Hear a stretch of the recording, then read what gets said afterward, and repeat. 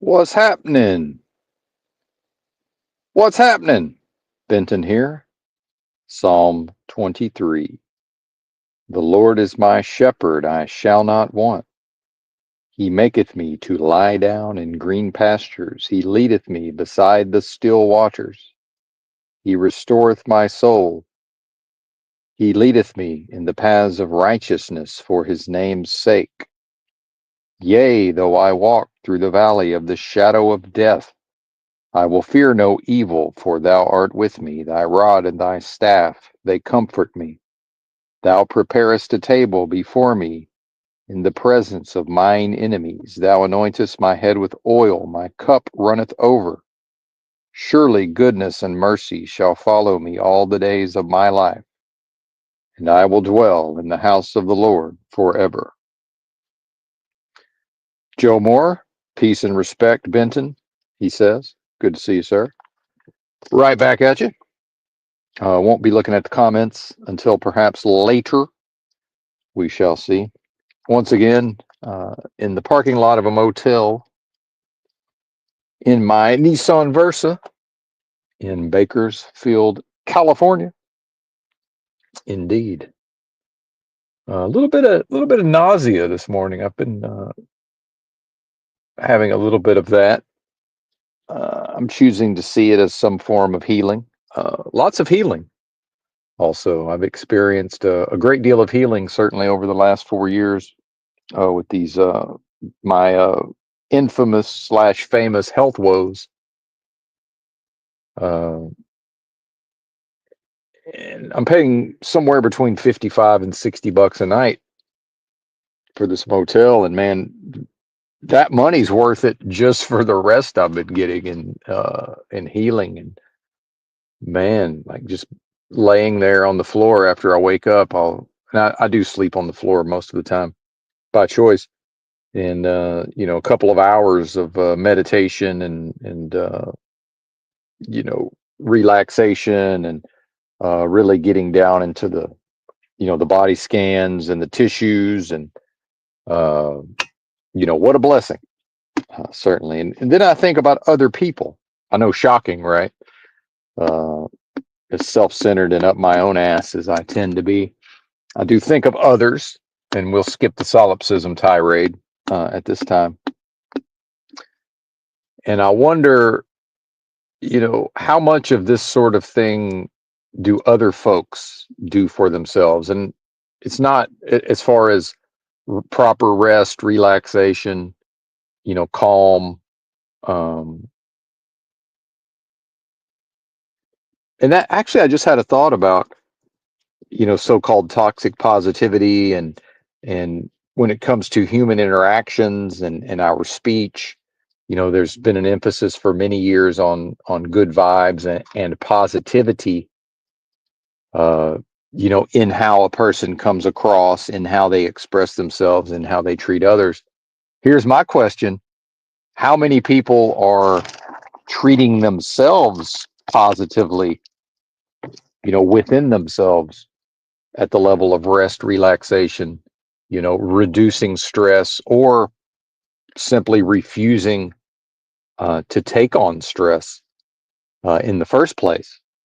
And how much inner work, how much meditation and practices need to be done to realistically to even detect the stress levels that one is under.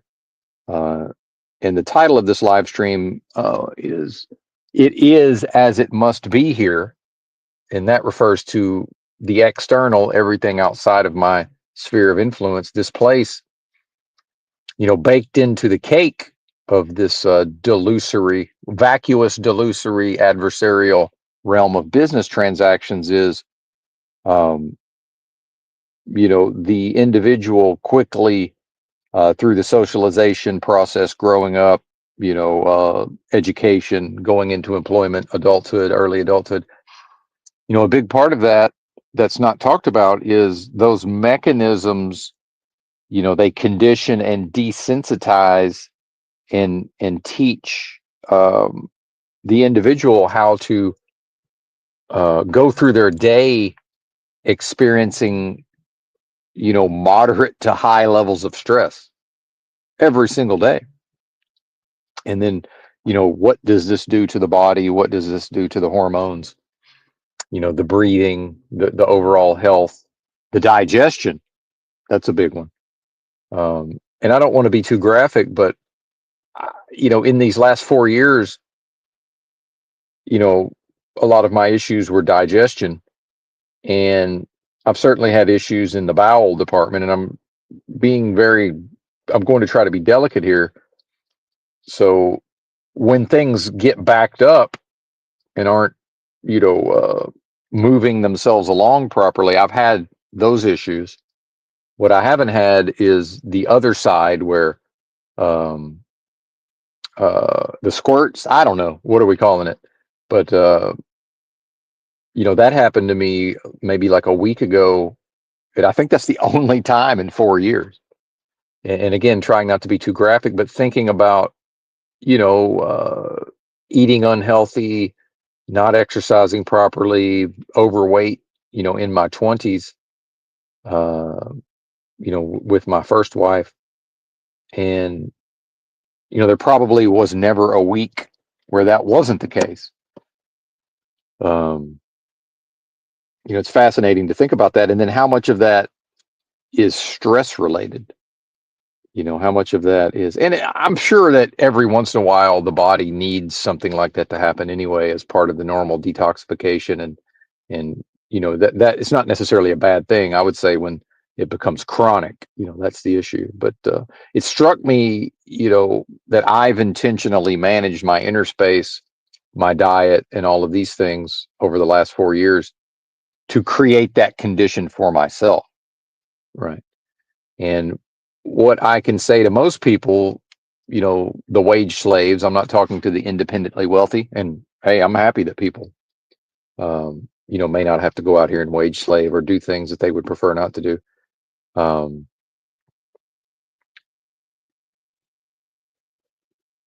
but, the stresses involved in all of this, and, the realm will never, this place that is as it must be, right?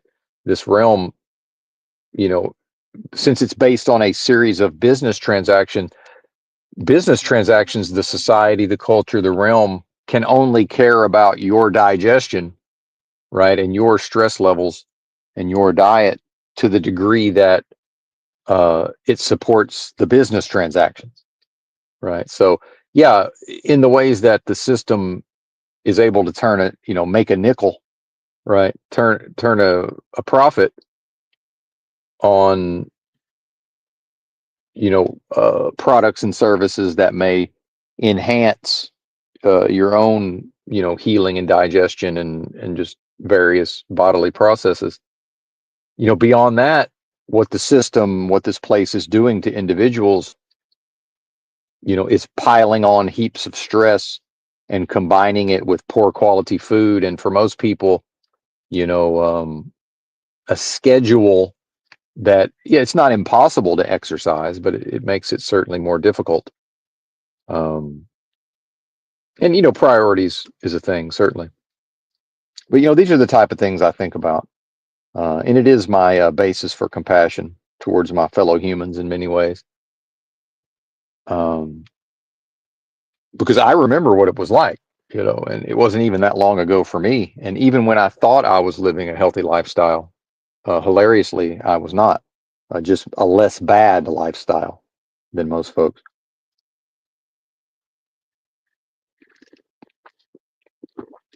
And the nausea is no big deal because some may realize that, if people remember the early, the first year and a half, especially the first, I'd say, year and a half of my chronic illnesses that I was contending with, that seem to mostly have cleared themselves up, although not entirely. Again, the healing, right? Part of my testimony. Uh, Jesus Christ has healed me, or has healed me and is continuing to heal me. And if folks are offended, that's okay. It's okay to be offended. That's fine. I myself would have been offended at one point, probably in the past. But I had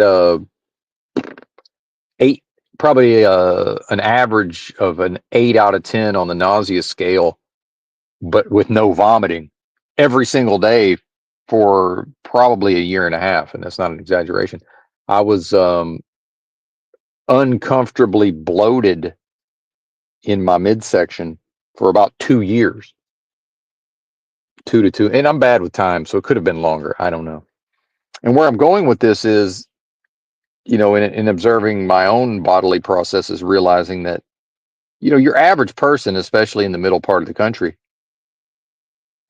just daily discomfort with their digestion, daily bloating, right? Um, either too backed up or too free flowing, or, again, trying to avoid certain terms, but or maybe even both simultaneously. That's always fun. And back to the stress and all of this, and the giving, you know, oneself the gift of how great it feels. Besides whatever little bit of nausea, I feel fantastic. Now the bloating is a thing at times, depending on what I've been eating. So I pigged out especially in San Francisco. I had there's really good food in pretty much all major cities have really good food. The middle part of the country may not realize that high quality, nutritious, delicious food. Uh, it ain't in the countryside, folks. It's not in the middle part of the country unless you make it happen. In Los Angeles or San Francisco, or effectively every medium to large size city, but especially the coasts, if one has the money for it, there's a highly nutritious, delicious, you know, food available. That's not the case in the middle part of it. It's just simply not. That's the reality. Now, I guess that's how things must be, right? Going back to the title of the live stream. Mm. But yeah, I feel pretty fucking good. And the thing about being in a state of what I've noticed about being in a state of discomfort is the number one feature of the human is adaptation to environment. That's the number one built-in feature to all humans, is the human very effectively, efficiently, and seamlessly adapts to their environment very quickly, and almost across the board. Right? Some exceptions. There's always exceptions. So what I've noticed is, if there's some sort of condition, chronic condition, when that resolves itself, and this does get into some of the yin and the yang, and the way humans perceive, you know, that doesn't necessarily feel actively good in the way that the discomfort feels actively bad. It's almost like an epiphany of, oh, that's right. I was having, I've been bloated for 2 years and now I'm not bloated. Wow, that's amazing. But the feeling is really just how I'm supposed to feel in the first place. So it's really not that magical of a thing, but it's a gift, that one can give to themselves. So if I'm going to be here, giving this performance as Benton, right? All of the things I've talked about that I don't need to rehash here. People paying attention hopefully understand by now. And the folks who are merely listening to the sound of my voice, well, they're listening to the sound of my voice, and that's fine. Also, that's valid. This is entertainment, after all, as far as I'm concerned. And then also this place, this realm that is exactly as it must be. It gets a lot of mileage. It doesn't get much mileage out of. Um, that feeling. There's not really anything to attach to make a profit, right? So the system will never give a flying fuck about how you feel in your internal space, mind, body, and spirit, except in the ways that it can make a profit, because there's nothing outside of my sphere of influence, my energy sphere. There is nothing here that is not based in business transactions and financial transactions. And I mean nothing. And transact even outside of money, human transactions, right? And it's not all bad, right? It's not. I'm not saying it's completely, invalid.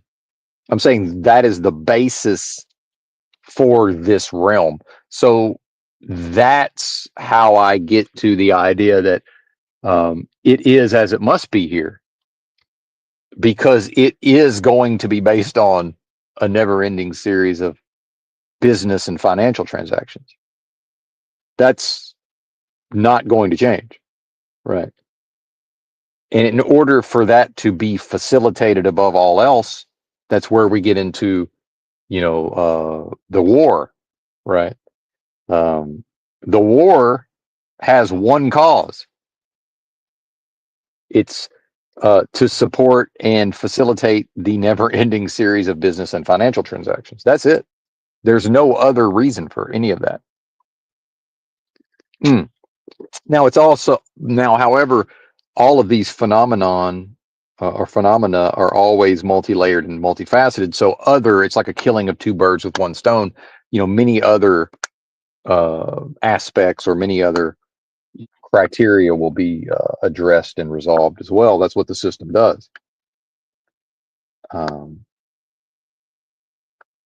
However, things in this realm make a lot more sense with the lens of everything outside of me always, no matter what, comes back to business and financial transactions, a series of them that never stops.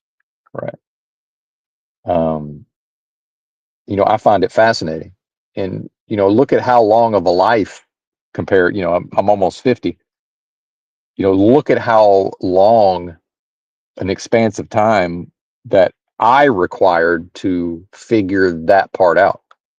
However, now here's the reward, part of the reward, at least, not the entire reward for me, yours truly, is now I have a technology. See, that within myself, that functions as a technology. So, in the past, even in some of the, my time on YouTube or my time, starting out, in some ways through other channels in the so-called truth community, when I first entered into that, I would have been following the news. I would have known more about whatever's going on with the war than almost everybody, other than, rest in peace, Davy Crocco, perhaps, or EBT or whoever. I would have been staying on top of things. Now I just have the faintest notion of what's going on with the war, because this war is going to unravel and this war is going to progress exactly as it must. And the system, part of the system's mind control, is to give a false impression to the populace that our emotions, our opinions, collectively, this is the masses of people, right? I'm not addressing a group that can be mobilized. I'm saying this is what the system does to the masses of people. The idea of especially in the middle part of the country, at work, so-called water cooler talk, or, at the local country store, the old men drinking coffee and solving the world's problems, that trope. And for whatever reason, and I used to be this way as well, and it does tend to loop certain individuals into problem solving. And then, we get into the word of mouthing and the conventional wisdom and the so-called common sense, right? And then, how many times does a person like me, or, people who grew up in red state areas, how many year after year after year are these type of things going to happen? And then I run into somebody I'm acquainted with, at the local store, and it's just the same conversation every time. The only thing that changes is, whatever the system is rolling out, what war and why, and who are the players. And then we're having this conversation like we're just, well, we know what would resolve this. We know what's led to it, right? How come the bozos in charge can't figure it out? Well, there's nothing for the bozos in charge to figure out. The war is going to proceed exactly as it must. There's nothing to figure out. There's nothing to solve. See, that's not a thing, right? It's going to happen the way that it happens. And the idea that human beings, right, have any say whatsoever, that's mind control. Again, the royal we, the royal us, individuals that comprise the mass, what I would call the underclass, the vast majority of everybody, have zero say and zero input into how this thing's going to unfold. And I mean zero. The masses of people, right?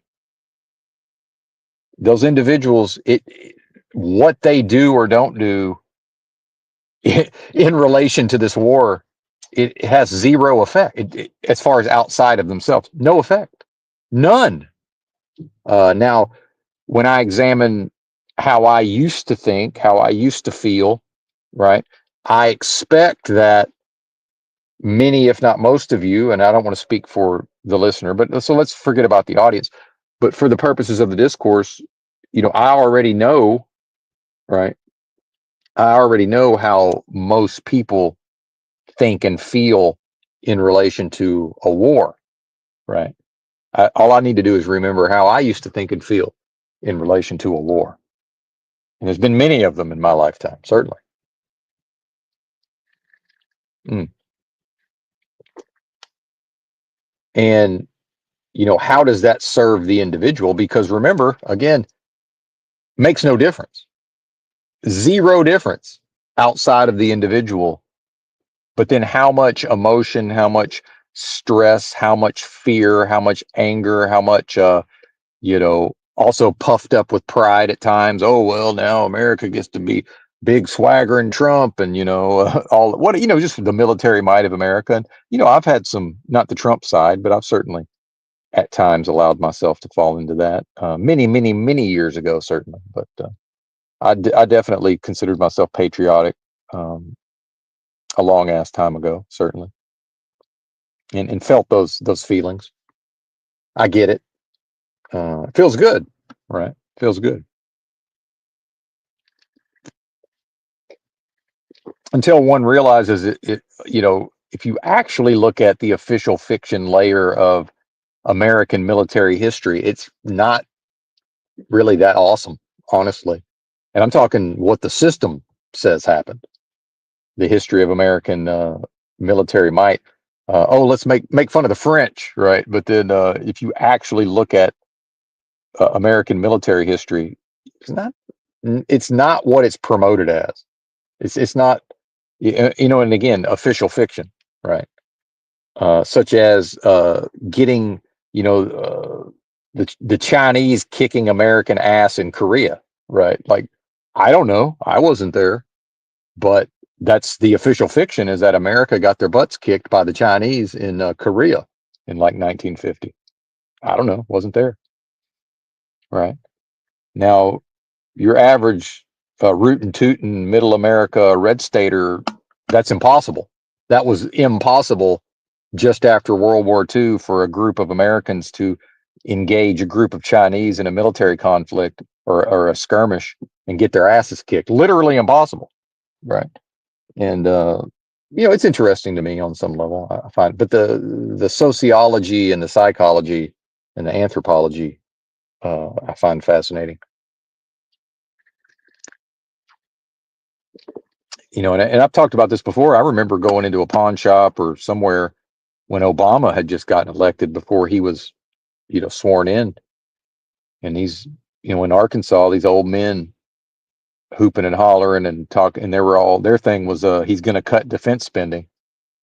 And I was, a big Alex Jones guy and listening to Alex Jones, and I was taking in a lot of information at the time. I said, listen, guys, they're not cutting defense spending. You're out of your minds.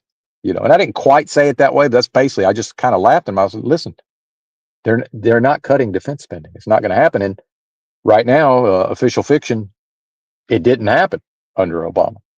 Right? It's not a thing that happened. But in their minds, oh my God, we got this liberal in there now. The military is going to get cut. It's like no, absolutely not. Now, if the system needs to cut military spending, then that's a different matter, right? But they were suffering from the notion that, oh my God, there's a discrete, singular, individual human being that can go into the White House and just decree and choose, well, cutting the defense spending. Like, it's not possible. Obama might have wanted to do that as the human. It's not up to him, clearly. Again, because why? Because it is as it must be here. Period. Your daily experience outside of yourself, whatever that looks like, every single piece of that, it is exactly as it must be.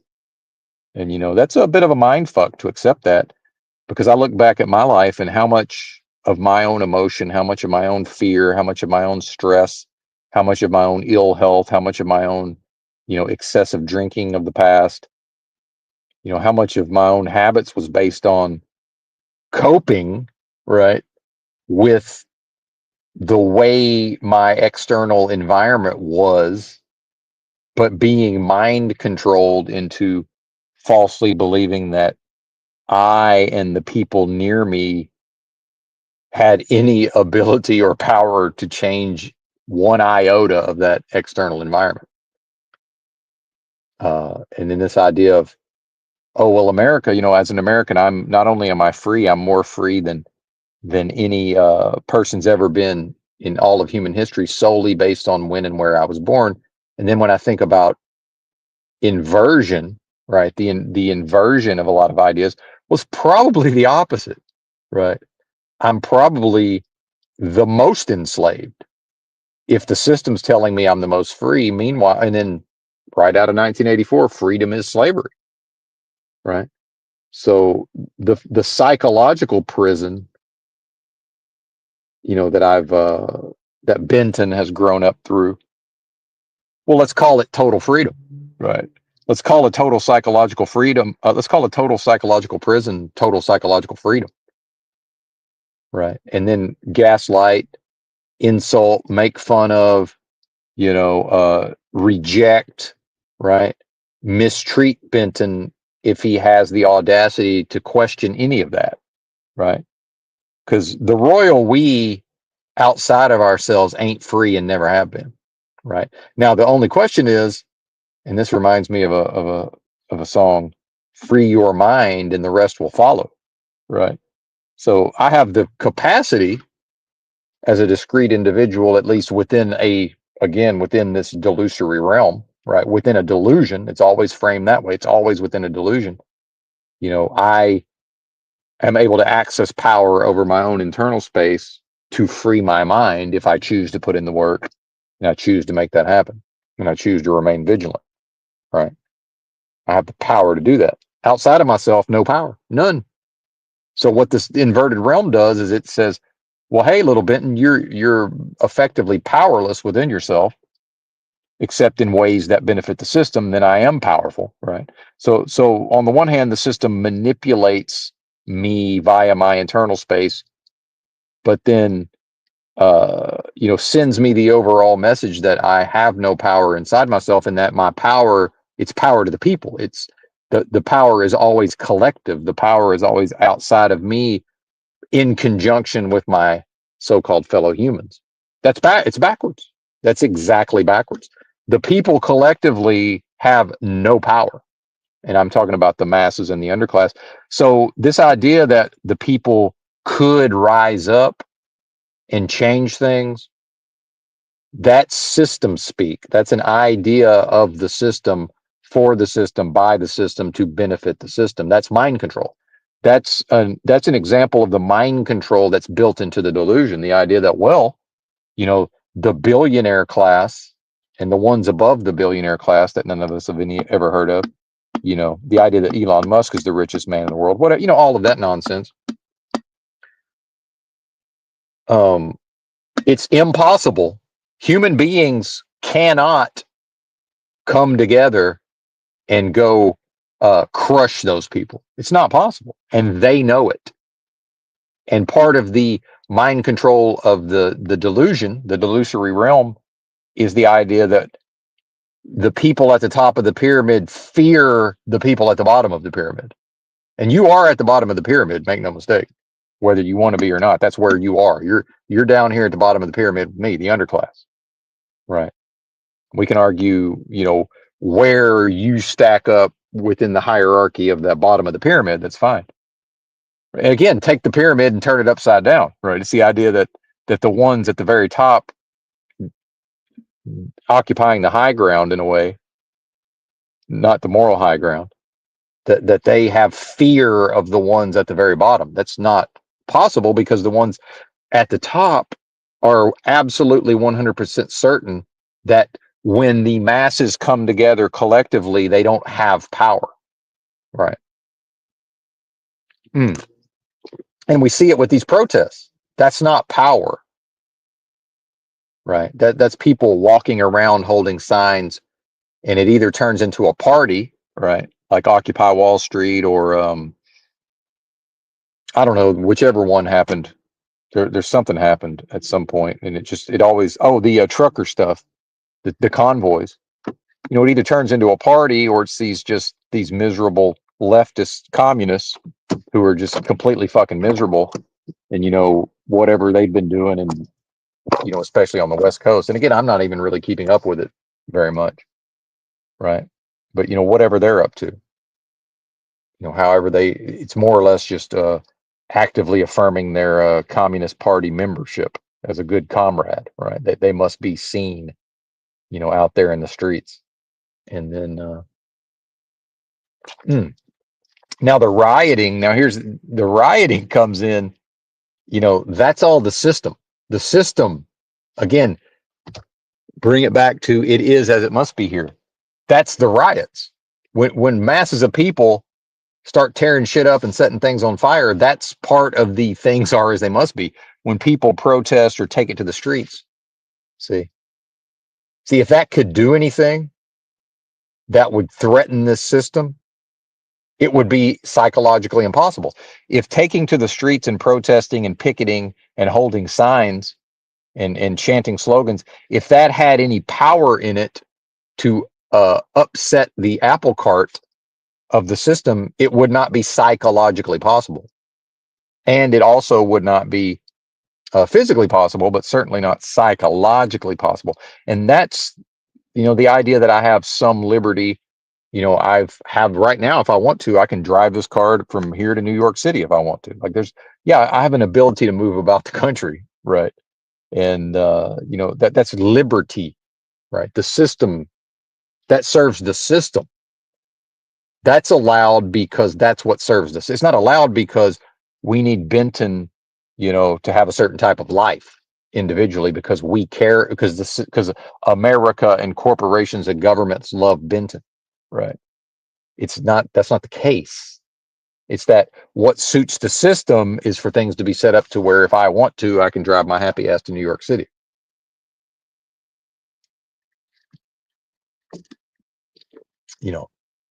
That's not a perk. That's not a benefit. Uh, that's the way things must be, and that changes over time, clearly. Now this is where we get into the idea of you can't handle the truth. I've called the truth community.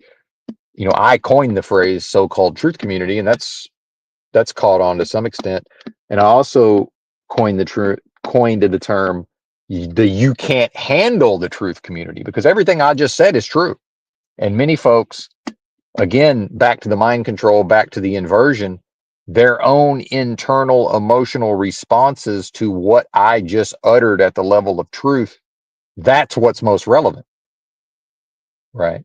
And then if the individual is progressed enough to actually cope with however they respond psychologically and emotionally to that truth, now we get into the loop into problem solving. That's the cope. The cope is, okay, well, and I won't name anybody specifically, but there are many people who, have developed themselves to cope with things in a calm, peaceful manner internally, seemingly, although not across the board, as we see with these panels, but then it's the loop into we level problem solving. Oh, well, we should do this and we should do that. And if we would just do this and if we would just do that. And then here's Benton saying, well, you don't have a we. So what are you talking? Like step 0 is make a we, folks. Like what are you talking about? So, I've heard people for hours on end. And if anybody doesn't know, I did daily live streams for many months, averaging probably 6 hours a day for almost 7 days a week. So 6+ days a week, 6+ hours a week of live streams. And a lot of that was panels and just the continuous looping into problem solving. And those, so here's Benton pointing out, well, okay, except you don't have a we, meaning there's no mass that can be mobilized. Although I have been gaslit. People have said, oh, there is. You just, nobody told you, right? Oh, okay. Well, now I'm an outcast.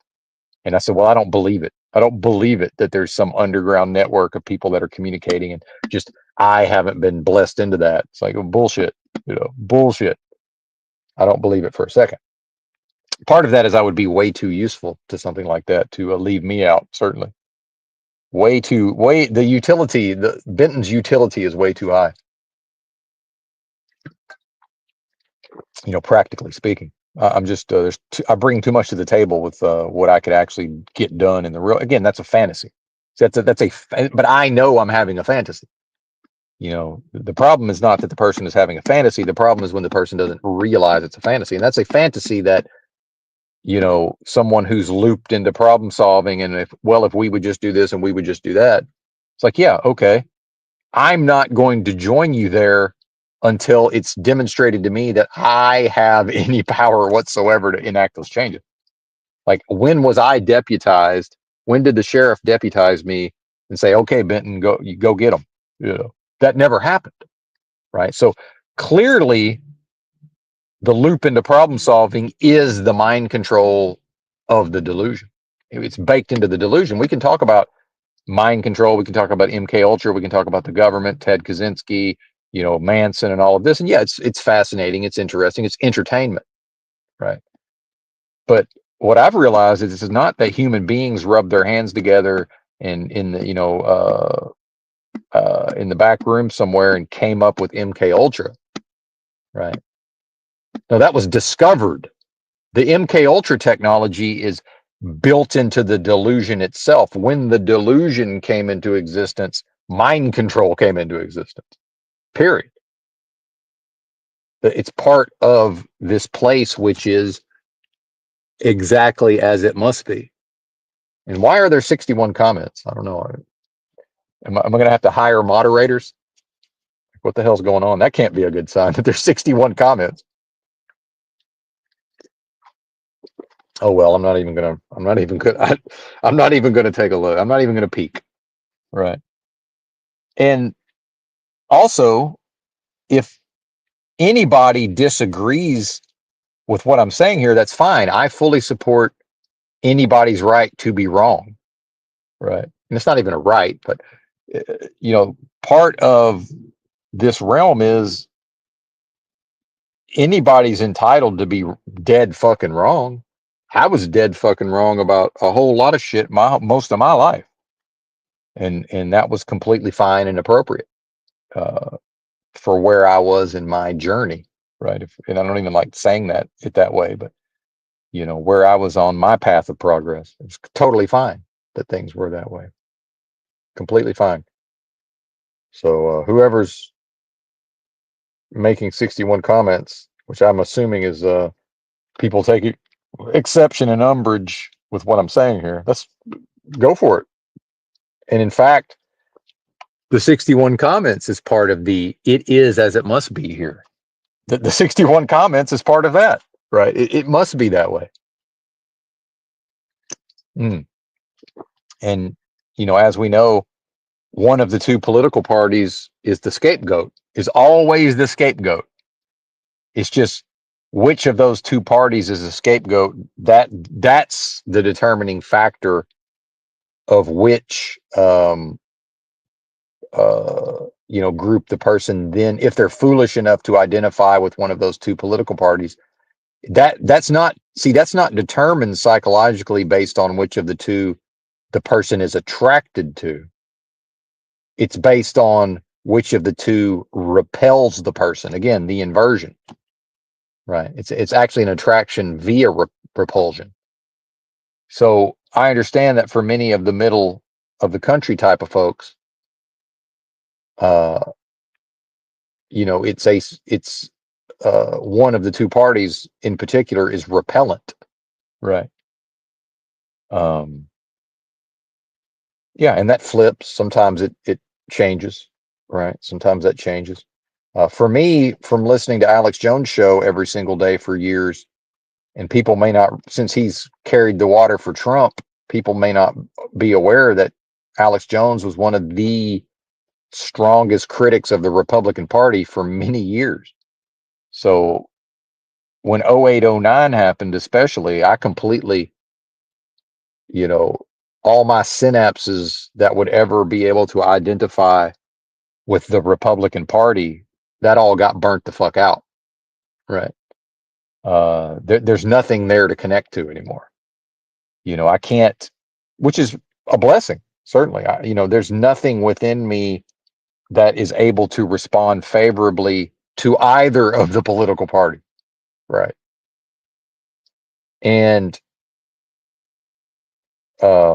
which sounds contradictory to what I said about the negative motivation or the repulsion. But what I mean is when the Republican Party's in power, so called, right? Although they're simply a tool, they're not in power, right? Because the power clearly runs the entire political system. The political system serves the power, meaning serves the delusion, serves the antithesis of what I am, right? So I'm the enemy, right? What I am is the enemy of this realm and this delusion. Let me see what time it is. Hang on. Let's all right. Getting a little over my skis here, so let me calm down and chill out. And then I've questioned the notion of why would an individual person psychologically identify with a political party in the first place? Because I remember being in Arkansas in the early to mid to late 1990s, and I've always liked talk radio, so I started listening to Rush Limbaugh and Sean Hannity for no reason other than they were on the radio while I was driving, and I like to listen to talk radio. And I realized very quickly, I don't even really know what the fuck they're talking about. Like, I didn't even know the differences between the two parties. Like, for real, I was like, well, wait a minute. They're talking about, GOP. They're talking about, Democrats. They're talking about this. They're talking about that. I realized, I don't even know what the fuck this means. And I was just on average more informed and in the know than your average bozo, especially in a place like Arkansas. So back then, there was very little personally identifying with a political party, except regionally, historically, the region of the country that I'm from, the Deep South, historically voted what, folks? Now, some folks will just, again, now we're back to the idea of a low information voter. A lot of people don't even know that up until, I don't know, the early 70s, the entire Deep South voted Democrat. And then that switched over time, and now it's mostly Republican. I don't know that. Do people even know that? I don't know. So if you think about somebody like George Wallace, right, the governor of Alabama, who was the last person who was not a Republican or a Democrat to win, who won, the electoral college votes of at least one state. He won the entire Deep South as an independent in 1968. And today's person who hasn't really studied things, in their mind, well, that has to be a Republican. No, he's a Democrat before he became an independent. He was the Democratic governor of the state of Alabama. Right? He was not a Republican. Republican back then was associated with fat cats and greed and the opposite of the working man and the opposite, right, of the people at the bottom of the pyramid. That's now, look at what the system's done. What now serves the system is for the majority of those folks, or at least many of those folks, to identify with now the Republicans instead of the Democrats, when it benefited the system for the people at the bottom to identify with Democrats, the people identify with. See what I'm saying? Right. Again, back to it is as it must be here. and it always is as it must be here within delusion. Mm. A waking dream. Presumably whatever I dreamt last night. I guess that's what I had to dream. Supposedly, I don't know. You know, maybe that's a bad analogy, but I don't wake up and then question. I don't loop into problem solving when I wake up in the morning. If I remember my dream, I don't begin to say, well, we could do this, and if that was different, and I accept that the dream was what the dream was. Right. So in a waking dream, in a delusion with elements of waking dream and surrealism and unrealism, why wouldn't I treat it the same? Accept it for what it is. And I individually am certainly seem to be moving into that space. But then strategically and logically, why didn't I do that in the past? Because of the mind control. That's why. You know, that's why. Because I was mind controlled to not put those pieces together. Or, if it was inevitable that I would put those pieces together, to at least delay, as long as possible. Right. But there's no fear. There's no, how can a delusion fear a bunch of, individuals within a delusion rising up and doing what? Exactly. What, what are the people going to rise up and do to a delusion?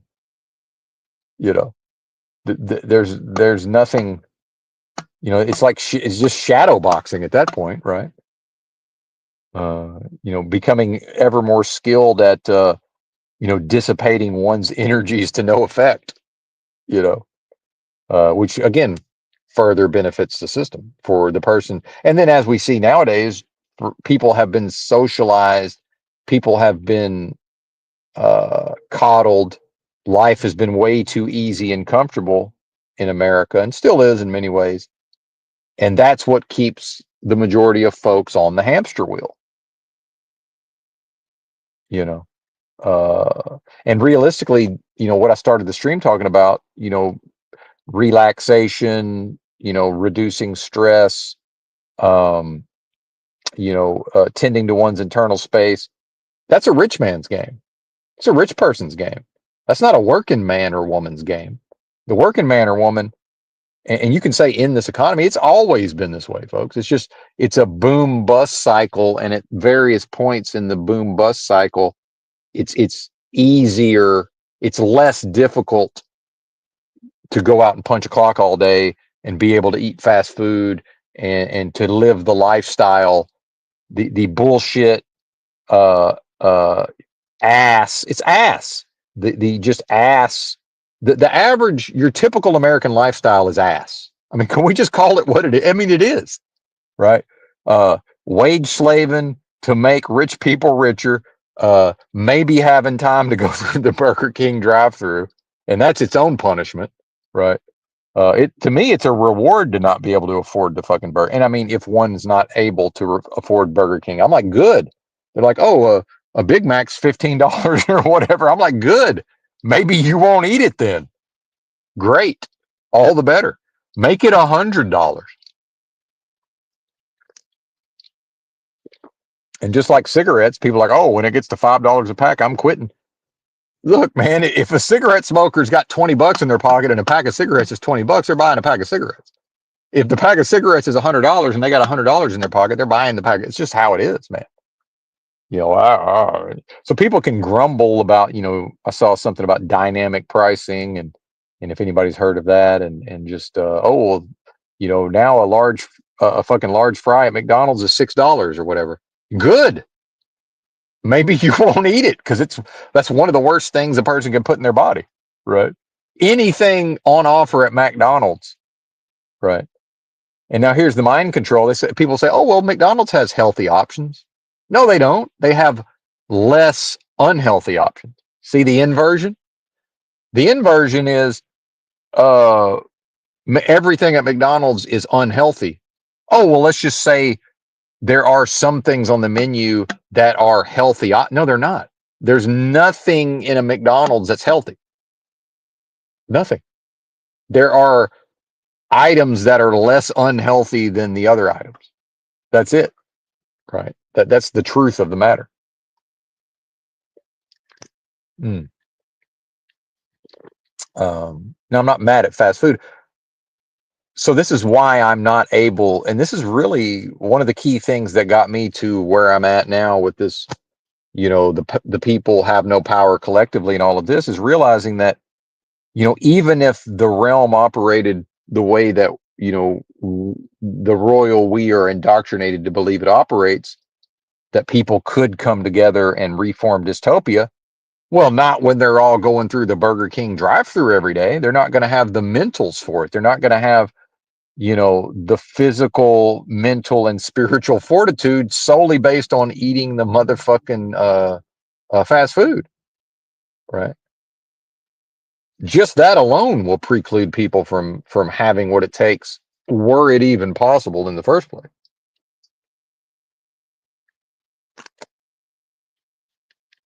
And fast food's never good for you. Now, a person can choose, and the people that lie to themselves and say, "Well, I don't go to fast food. It's just every once in a while."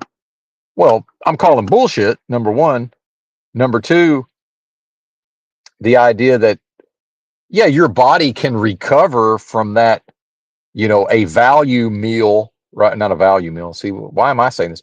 You go to McDonald's or Burger King and get a combo meal, and that's a whole bunch of chemicals that your body don't need that are bad for your body, right?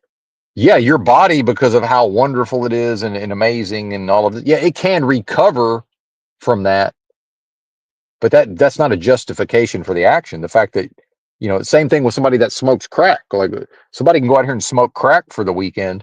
Yeah, their body can recover for that from that. Doesn't make it appropriate or a desirable thing to do, right? The fact that it's survivable, yeah, the fast food in the short term is survivable. So what? How about having respect for oneself and just saying, I'm not eating fast food anymore? And that's who you're listening to. You're listening to somebody who has eaten a great deal of fast food in his life.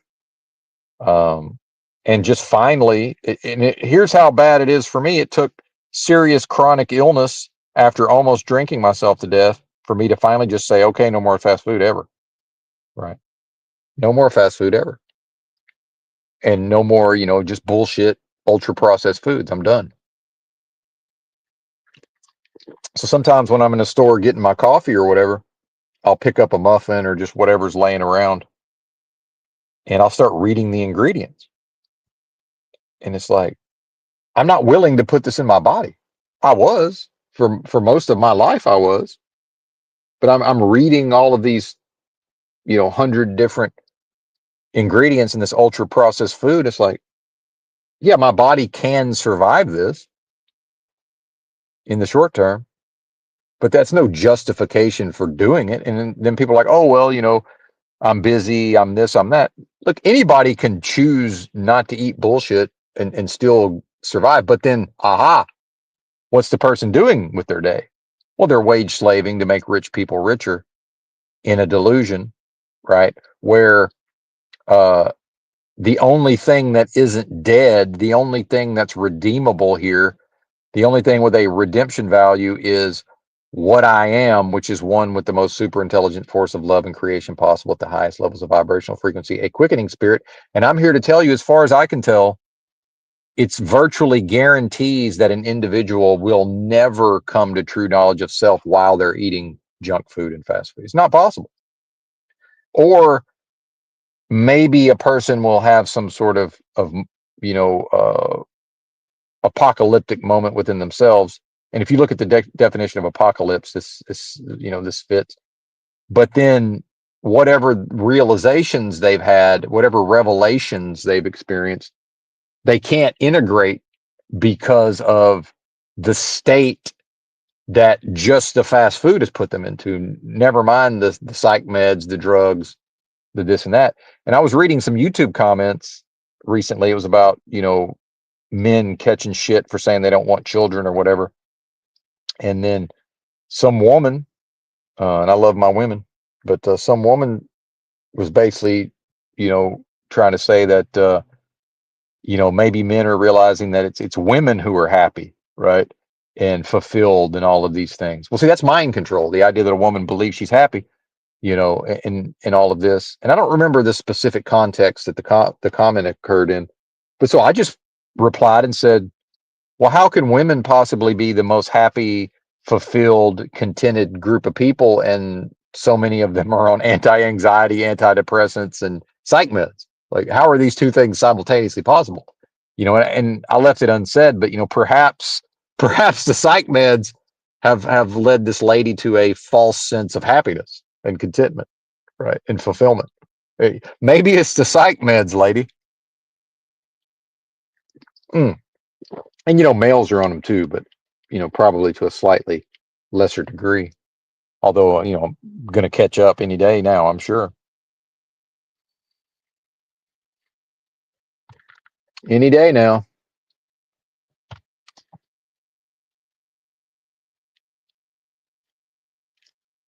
Did the comments stop after I called out the number? It was 61. Now it's 62. What happened? Who spammed?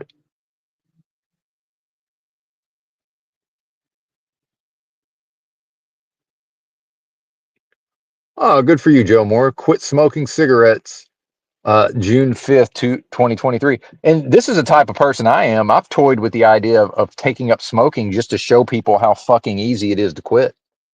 Right. Um, it's a psychological, right?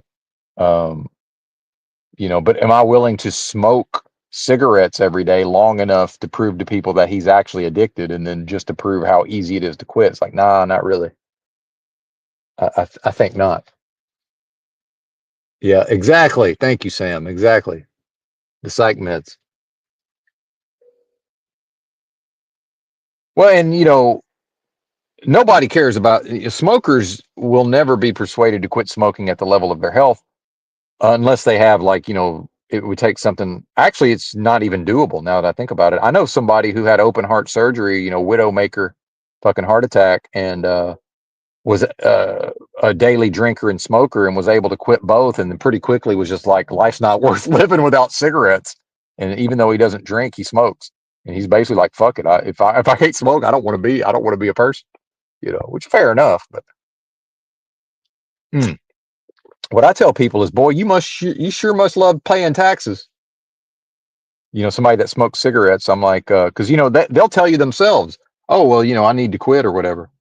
And my thing is like, boy, you must really love giving the government your money, because I don't know if I hope you know that most of the what you pay for that pack of cigarettes, most of that goes to the government for taxes. And yeah, the tobacco companies get some of it, but most of it is going to the government. So you must really love paying taxes. Mm.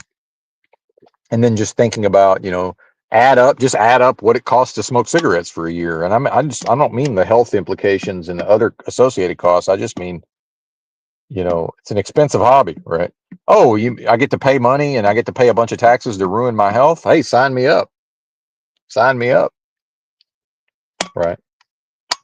But then, a person like me reads a book, even though I've never been a smoker. I read Alan Carr's Easy Way to Stop Smoking, and he points out that a big part of a big part of getting people to become smokers is uh, the promotion of cigarettes as the most precious thing possible. And people say, what are you talking about? Think about a movie and they blindfold a fella and he's about to get shot. Firing squad's about to take him out. What do they do? What do they do right before that? They give him a cigarette. So the most precious thing the most precious item in the realm, so precious that right before the person's execution, they're going to want a cigarette. That's a very powerful psychological symbol, right? And then it's coupled with their cigarettes to a non-smoker are so disgusting and so not enjoy. It's the opposite of enjoyment.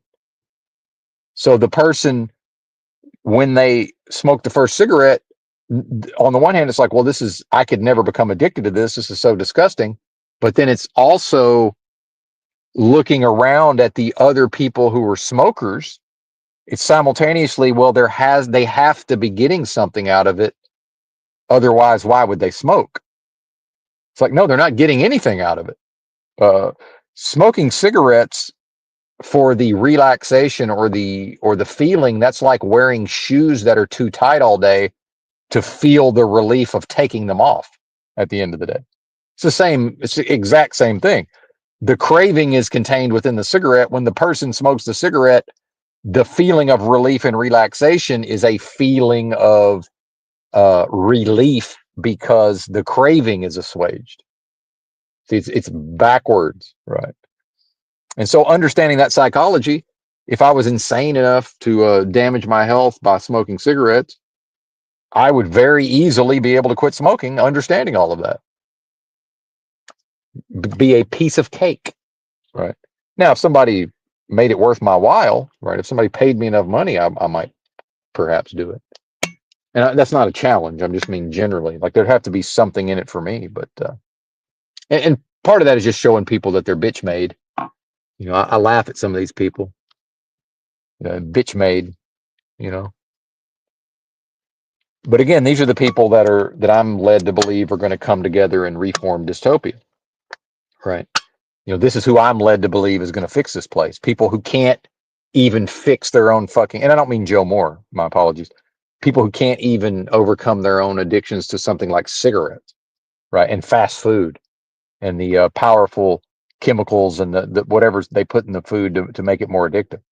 People that can't even overcome those mundanities, that's who's going to go out here and toil and rise up and uh, throw off the shackles, right? Yeah, sure you're not. Sure you're not. You know, what I would say is anybody who thinks that's possible for masses of people to rise up against their oppressors in a way that would actually benefit the people, because that is possible. It is possible for masses of people to rise up against the oppressors, but only at a surface level, because the actual result, as we know from the writings attributed to Theodore J. Kaczynski, one of the most highest IQ individuals on record, is that all such uprisings and revolutions will only serve to further perpetuate and reinforce the system itself. Right. And I've read much of that material, and you know, you don't have to take my word for it. And I don't mean just the manifesto. There's other writings. And what I would say is, if people, anybody who hasn't read most of that, unless and some people figure this stuff out for themselves, but anybody who hasn't figured out these ideas for themselves, who's still suffering from this idea that it is possible, for the peasants to rise up against the fucking plantation owners, metaphorically, anybody that still subscribes to that level of their mind control, go read Kaczynski, study Kaczynski, and then get back to me. Right. Now, there's a reason why they're not studying Kaczynski, because in order to fit in society, in order to fit in their peer groups, in order to be the person that they identify with being in this hell realm, in the vacuous, delusory, adversarial realm of business transactions that the royal we find ourselves enmeshed in. See, that would threaten everything about their own existence.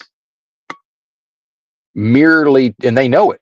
Symbolically, these individuals know that if they actually put an honest effort towards reading and studying and understanding and comprehending Kaczynski, the writings of Kaczynski, that the resulting change could very well make it to where they're no longer able to, practically speaking, function in society. Think about it. That's true. That's a true statement. And they know it. And that's why they can't read Kaczynski.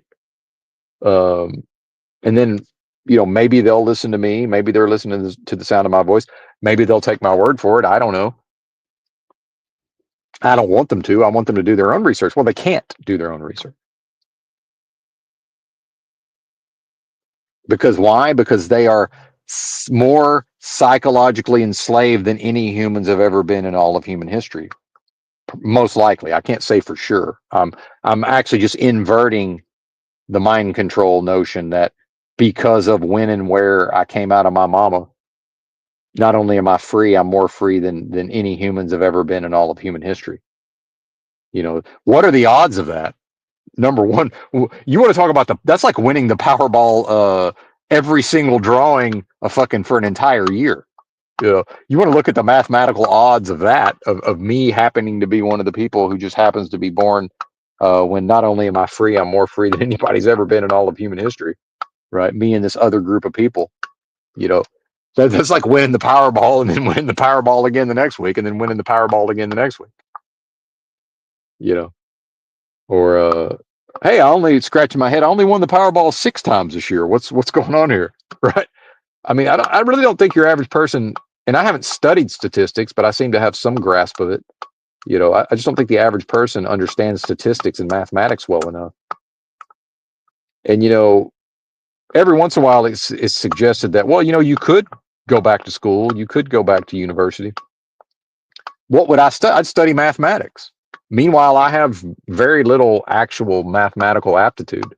That's what I would study. Is something that I find interesting and that you know has a lot of practical use, mathematics, right? But as a being, I seem to just naturally understand a great deal of it without, being able to write the formula down on the page. I seem to have some level of an intuitive or an innate understanding of it, for whatever reason. And that's how statistics, just mathematically, the chances of that happening, it's virtually impossible. So again, I'm going to, when I look at this, the delusion that, again, it is as it must be here, you know, the prison is mostly psychological. Mostly. It's not entirely psychological, but it's mostly psychological.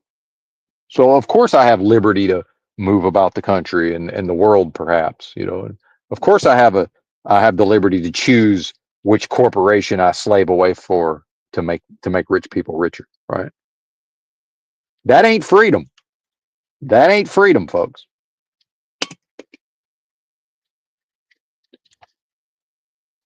No, it is not. Anyway, shout out to the chat. Good to see some familiar names down there.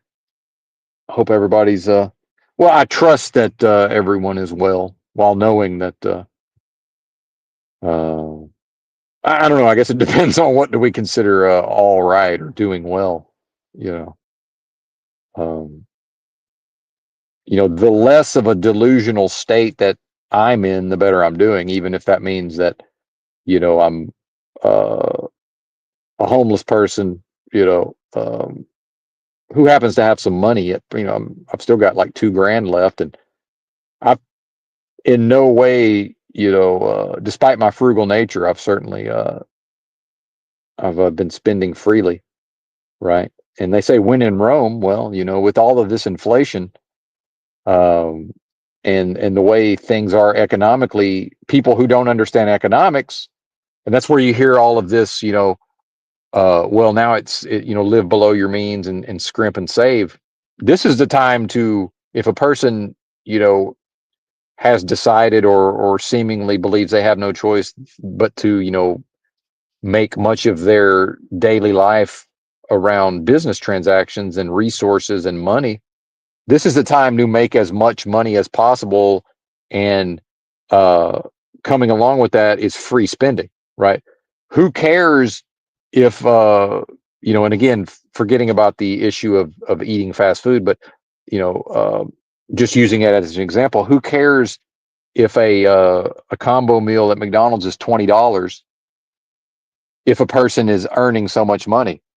It's not a concern. And rich people, they don't give a fuck what a price of gas is. Here's how a rich person, an actual rich person, thinks.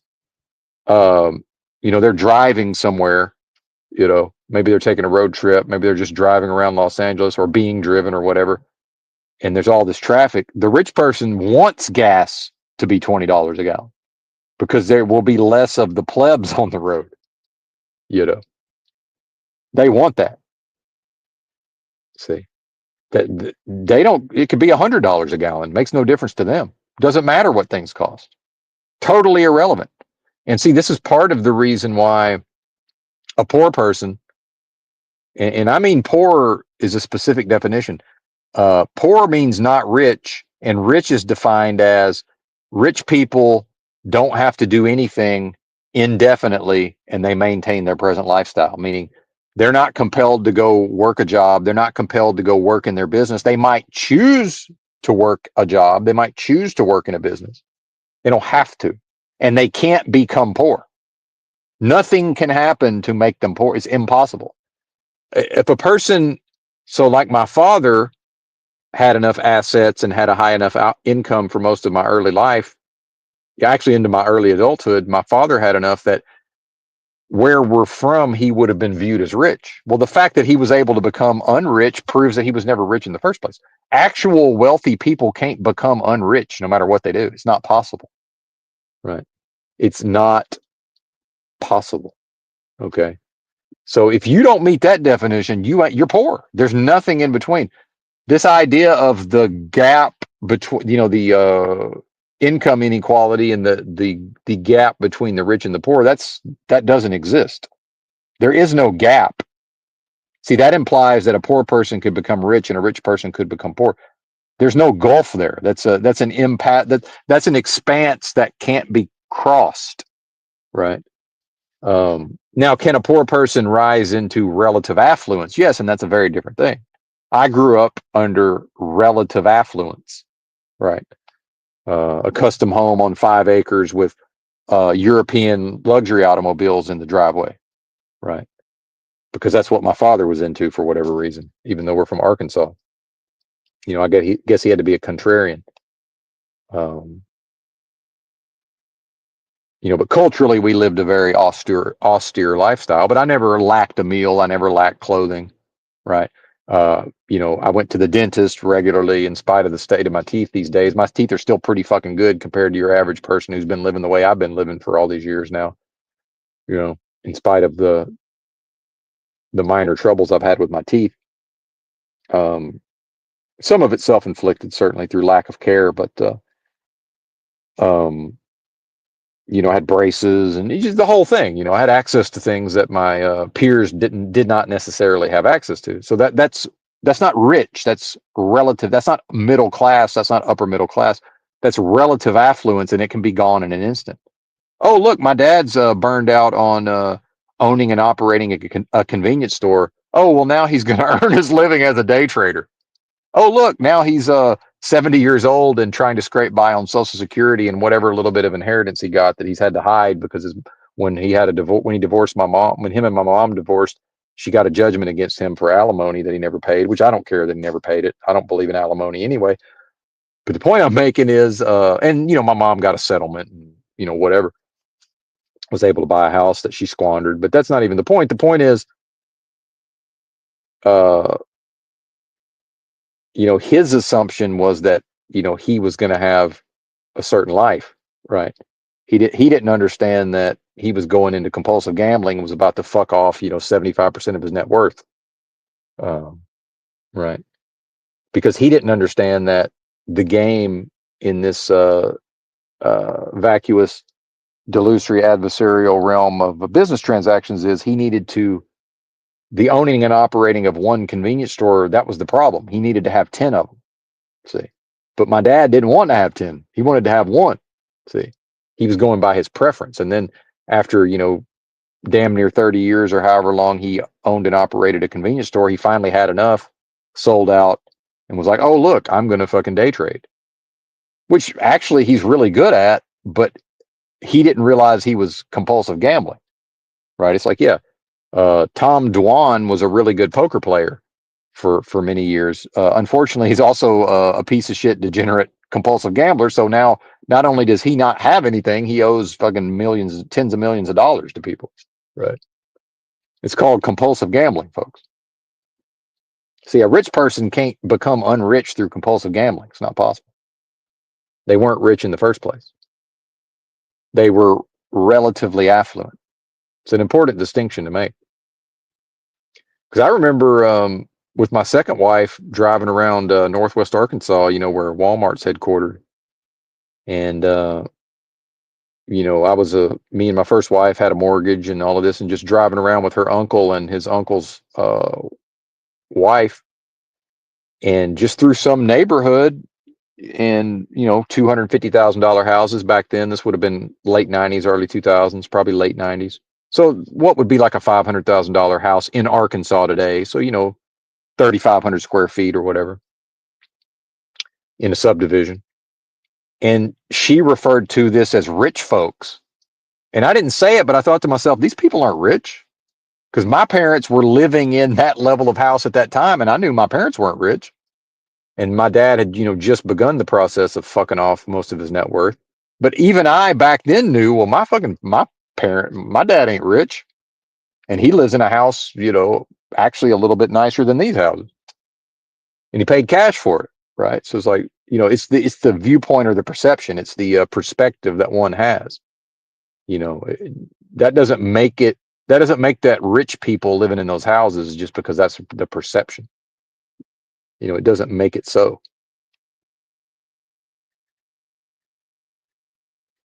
And I had a friend who, that was back in my drag racing days. I had a friend who was an engineer or something, and had a high enough income that he was actually buying a house on those levels. He was living in a house that was similarly priced at the time. He damn sure wasn't rich.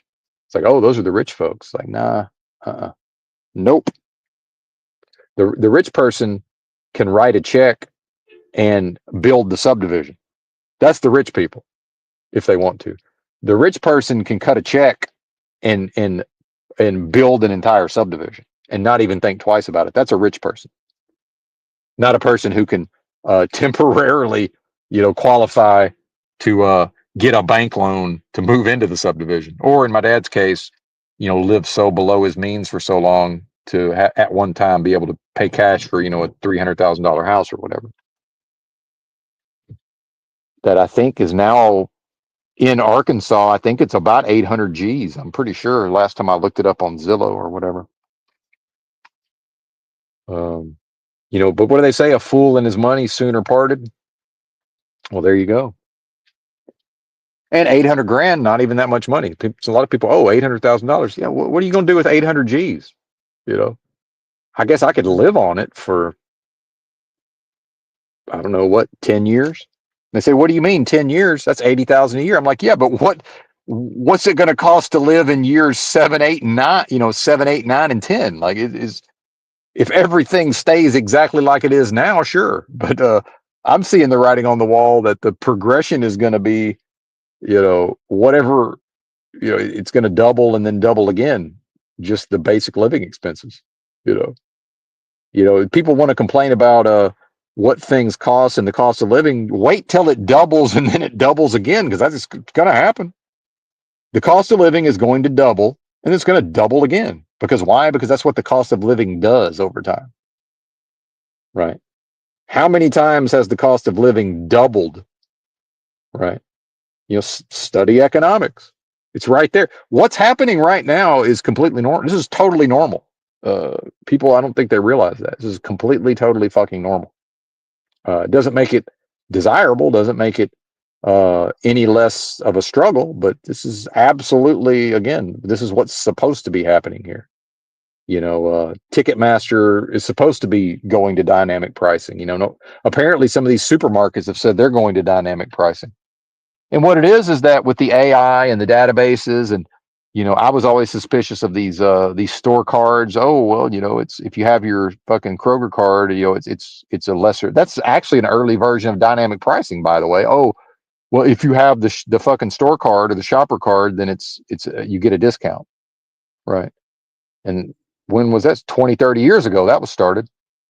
So now it's obvious that when I go to the fucking checkout at some point in the future, because of the databases and the facial recognition and just whatever's involved in 10 years from now or whatever, what's involved in buying food and groceries, the fucking system will know exactly what I can afford and exactly what I will pay for the food. And that's what the price will be.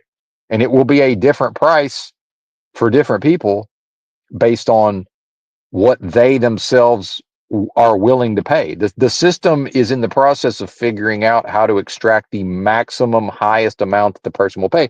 And some of what I've been seeing about dynamic pricing is, Gen Z younger people, and how many times have we heard that Gen Z is all about experiences? Well, what's a concert? That's an experience. So, Taylor Swift or whoever the fuck it is, Selena Gomez. I don't know. I'm not into the pop music so much these days. But remind me to talk about Michael Jackson's music. I want to get into that in a moment. But let me see what time it is. Anyway,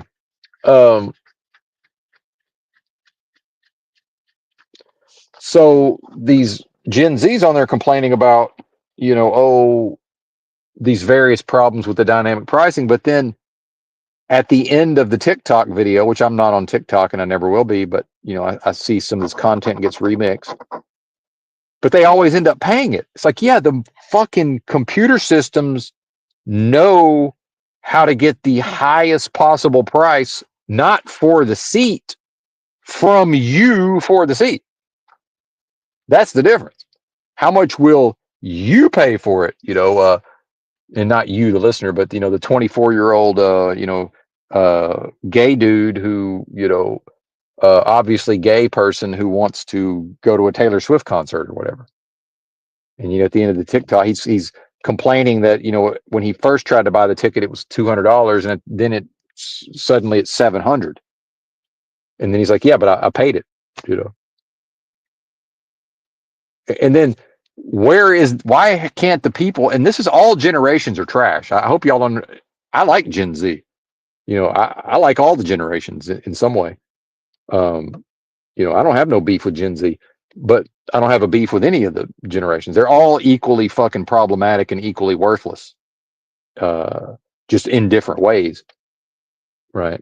But the connection's not being made between the behavior and the way they're going to be treated going forward. There's never a realization. If I was the person, and out of principle, I would have recognized, okay, yeah, maybe I want to go to this concert, but out of a principle, I'm not giving them $700 of my dollars, even though I might be able to afford it.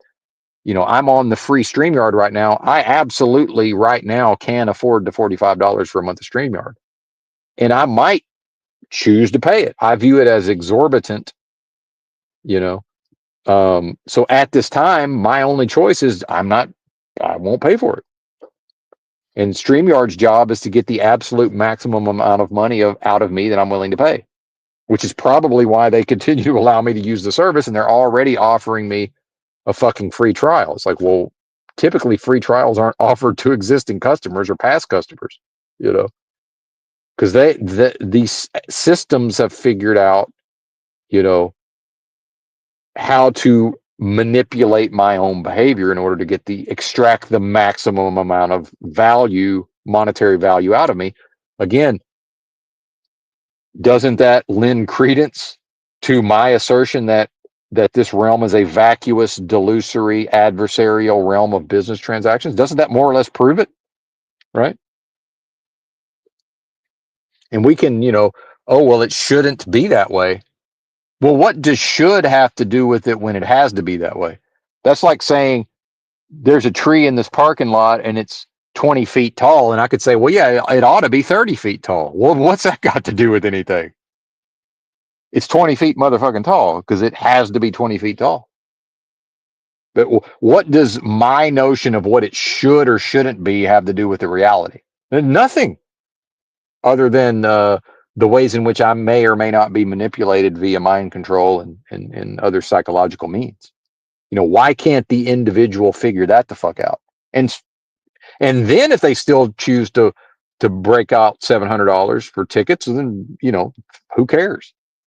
At least they understand what's going on, and maybe they're not doing it simply because they got manipulated into it, right? I guess maybe is that less harmful to the individual? Is it somehow? I don't know. I'm just asking rhetorically. Is it somehow better that they understand the manipulation and then just choose to do it anyway? I don't know I don't know what that would be. To me, it seems somehow less bad to understand on some level the ways in which the person's being manipulated. I don't know. Or that, they're StreamYard's manipulating me in real time. Amazon manipulates me in real time. through their push notifications through their app. I have a power bank, a really good power bank, that for no other reason than they sold it to me because they knew that I would never. There's 0% chance of me ever paying the almost $100 that it costs generally, but eventually they made me an offer I couldn't refuse. And when I got the notification, I knew it. I looked at it and I said, these motherfuckers are basically, they're almost forcing me to buy this fucking thing, right? And that's how cheap I got it.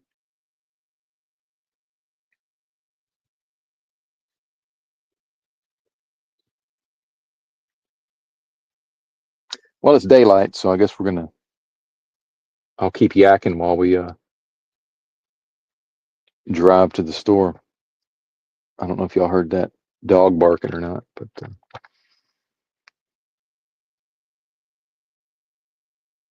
not so much into the dog barking. But yeah, I got a little too powerful with my speech there, so I think the dog was responding to my aggression, perhaps.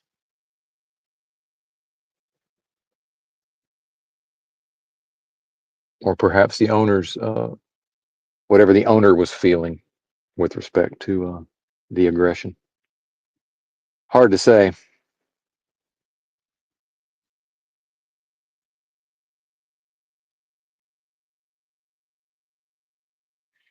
Now this fella's walking around looking for cigarette butts. He's a butt sucker. Imagine being a butt sucker. He walks around every morning and collects enough cigarette butts to make a cigarette. Sucks on it. A butt sucker.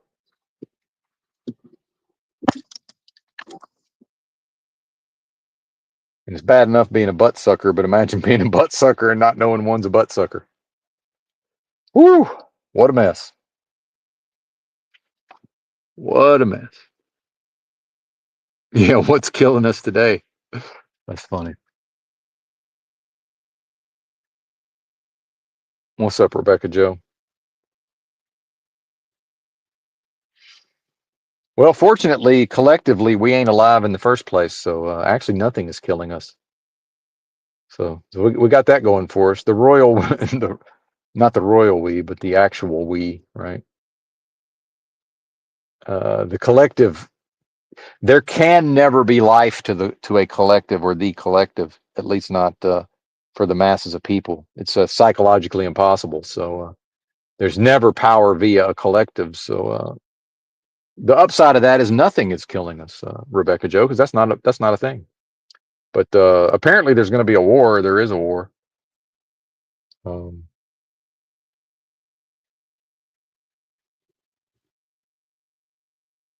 and then, what's interesting about the one of the interesting things about the vacuous, delusory, adversarial realm of business transactions is that the only thing that has any life here, in fact, can never die. And I'm speaking specifically about the most super intelligent force of love and creation possible at the highest levels of vibrational frequency, a quickening spirit. That's the only thing that experiences life whatsoever here. So, and that can never experience death except for within a delusion. Let me be clear, which isn't even real. So only by introducing the possibility and the elements of unreality and waking dream and surrealism can that force even in some way experience death, right? So in fact, the royal we are not being killed at all because the royal we can't be killed. Isn't that fascinating? Again, further evidence of the mind control, right? I've been mind controlled to believe that to strongly identify with this performance and this existence as Benton, and with all of the history and all of the experiences, and socialized within a specific environment, and that's all dead, and it never was alive. None of that ever had life to it. It seemed to, because of surrealism, unreality, waking dream, deja vu, right? It seemed and still seems to have life. But when properly identified, it's easy for me to see, well, there's no substance to any of that, right? And it's been helpful for me having a famous grandfather who was famous for sports, provably famous for sports. You know, how many homeless people have told you things and you're just like, well, even if that's true, there's no way to prove it. It's like, oh, I can say things that people might say, well, that could that be true? Could his grandfather's really a all pro for the Rams and led the league in pass receiving and all these things? It's like, yeah, I can whip out my phone and prove it, but you know, that's not real. See, there was never any life to that. And just recognizing living so long with this thing that I've never ever met another person who had that famous of an ancestor. And again, people ask me, well, who was he? It's like, yeah, he's not famous now. He was famous when I was a young person, right? Enough time has passed. He's no longer famous. He's still in the record books. But the point I'm making is, I've never just met another person that was directly descended from a person who at one time was quite famous and for sports. And it's like now, having had so many years to interface with that notion, and just it's totally hollow. It never had any substance to it. It never had any life to it. You know, there was never anything there. You know, the fact that, you know, for whatever reason, I was able to be a halfway decent athlete, and that's, you know, just genetically or whatever, in conjunction with my hard work. It's like, yeah, okay, whatever. But you know, it seems to me like people are good. Everybody's good at something, right? It's like that just happened to be one of the few things I was able to make myself good at was sports. But you know, what's the fucking difference? It may as well have been anything else, also. You know.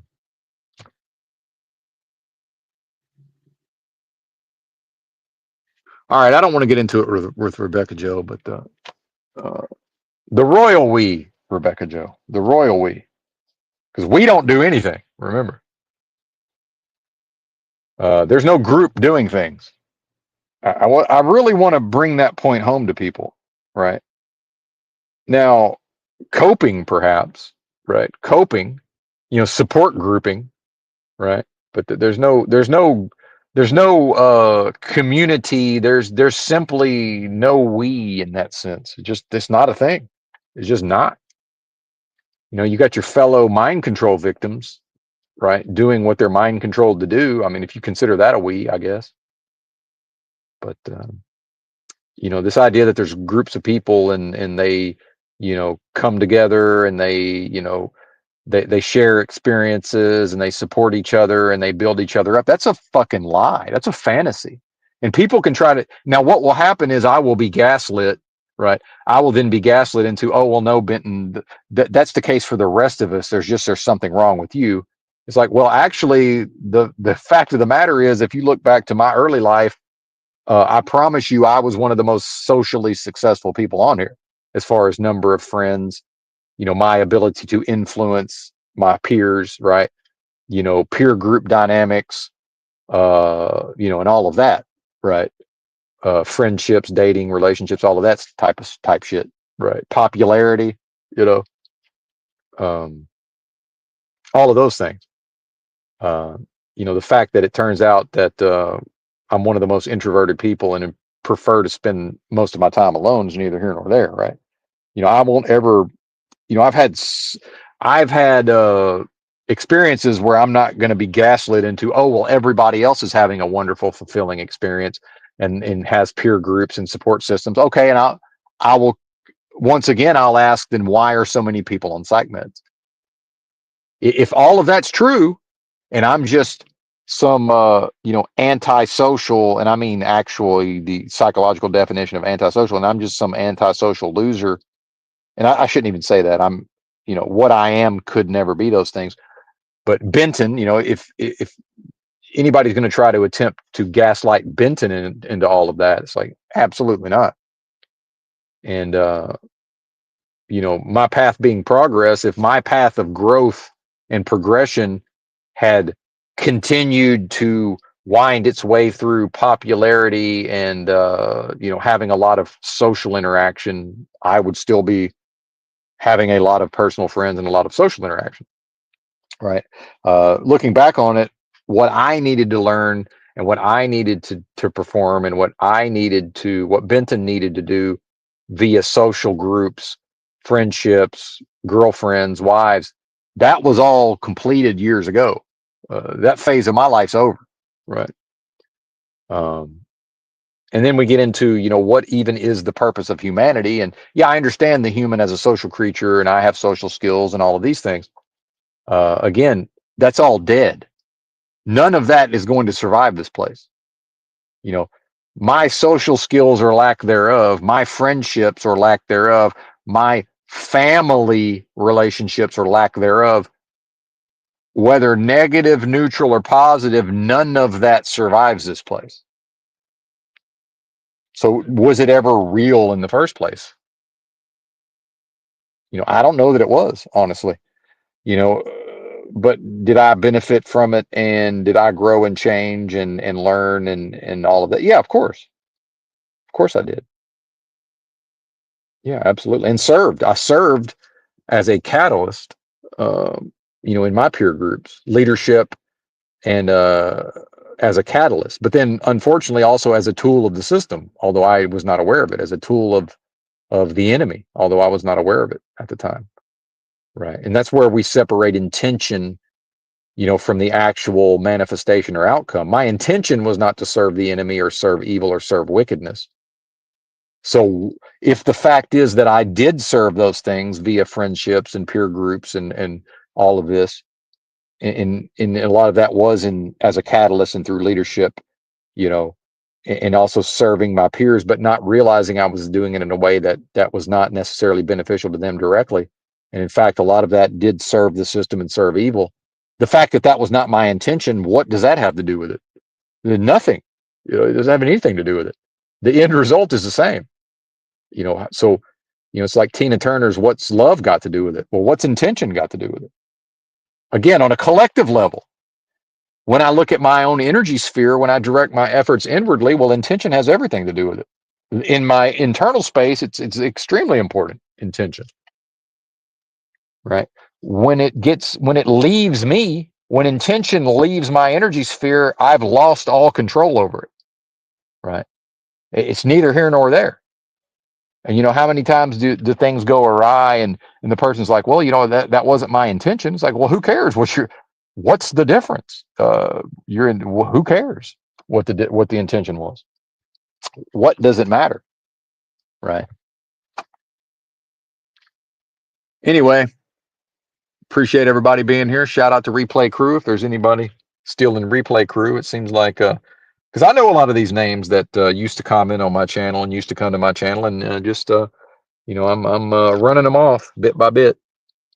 And people will watch anything. I leaned forward and somebody's watching me in my side mirror smoking a cigarette outside of his hotel room.